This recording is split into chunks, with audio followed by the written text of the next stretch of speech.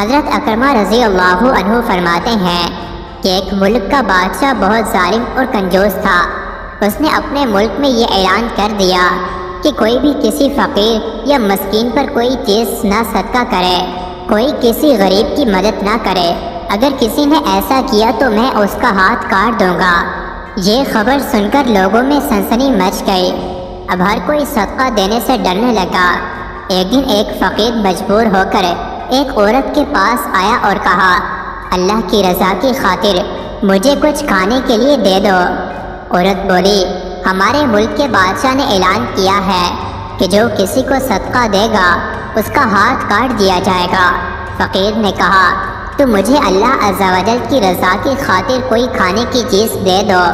عورت کو اس فقیر پر بہت ترس آیا اور اس نے بادشاہ کی ناراضگی اور سزا کی پرواہ کیے بغیر اللہ کی رضا کے لیے اس فقیر کو 2 روٹیاں دے دیں۔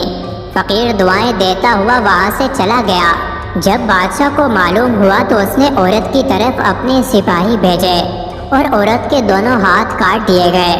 کچھ عرصہ بعد بادشاہ نے اپنی ماں سے کہا، مجھے کسی ایسی عورت کے بارے میں بتاؤ جو سب سے زیادہ حسین و جمیل ہو تاکہ میں اس سے شادی کروں۔ تو اس کی ماں نے کہا، ہمارے ملک میں ایک ایسی خوبصورت اور بے مثال حسن و جمال کی پیکر عورت رہتی ہے کہ میں نے آج تک اس جیسی عورت نہیں دیکھی، لیکن اس میں ایک بہت بڑا عیب ہے۔ بادشاہ نے پوچھا، اس میں کیا عیب ہے؟ ماں نے کہا، اس کے دونوں ہاتھ کٹے ہوئے ہیں۔ بادشاہ نے سپاہیوں کو حکم دیا کہ فلاں عورت کو میرے پاس حاضر کیا جائے۔ چند سپاہی گئے اور اسی عورت کو بادشاہ کے پاس لے آئے جس کے ہاتھ فقیر کو روٹیاں دینے کی وجہ سے کاٹ دیے گئے تھے۔ جب بادشاہ نے اس عورت کو دیکھا تو اس کے حسن و جمال نے بادشاہ کو حیرت میں ڈال دیا۔ بادشاہ نے اس سے کہا، کیا تم مجھ سے شادی کرنا چاہتی ہو؟ عورت نے کہا، مجھے کوئی اعتراض نہیں، اگر تم مجھ سے شادی کرنا چاہو تو مجھے منظور ہے۔ چنانچہ دونوں کی شادی ہوئی اور وہ ہنسی خوشی زندگی گزارنے لگے۔ لیکن بادشاہ کی دوسری بیویاں حسد کی آگ میں جلنے لگیں۔ ان کے دل میں یہ بات بیٹھ گئی کہ بادشاہ اب ہمیں اتنی وقت نہیں دیتا جتنی اس غریب و نادار نئی دلہن کو دیتا ہے۔ چنانچہ وہ ہر وقت اس فکر میں رہتی کہ کسی طرح اس نئی دلہن کو بادشاہ کی نظروں سے گرا دیا جائے، لیکن وہ اپنے اس مذموم ارادے میں کامیاب نہ ہو سکیں۔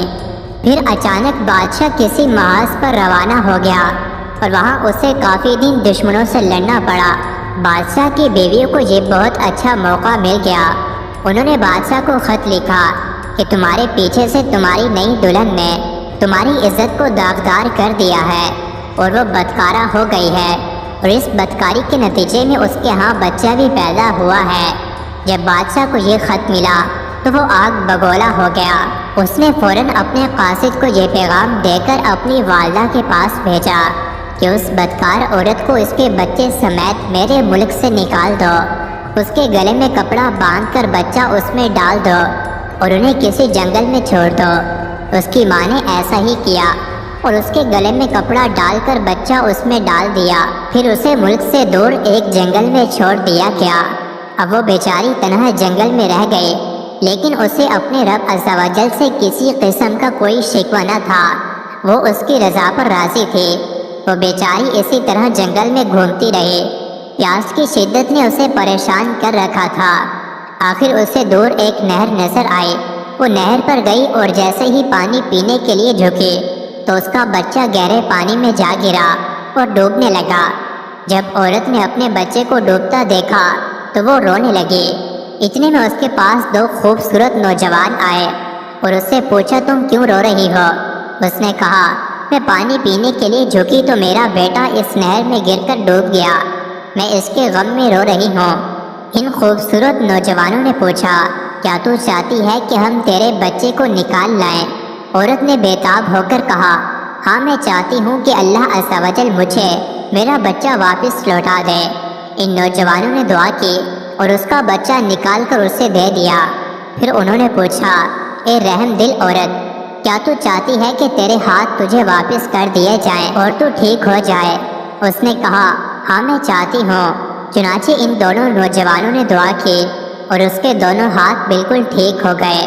عورت نے اللہ کا شکر ادا کیا اور حیران کن نظروں سے ان نوجوانوں کو دیکھنے لگے، جن کی برکت سے اسے ڈوبا ہوا بچہ بھی مل گیا اور اس کے ہاتھ بھی اسے لوٹا دیے گئے۔ نوجوانوں نے پوچھا، اے عظیم عورت، کیا تو جانتی ہے کہ ہم کون ہیں؟ عورت نے کہا، نہیں۔ عورت کا جواب سن کر انہوں نے کہا، ہم تیری وہی 2 روٹیاں ہیں جو تو نے ایک مجبور سائل کو دی تھی۔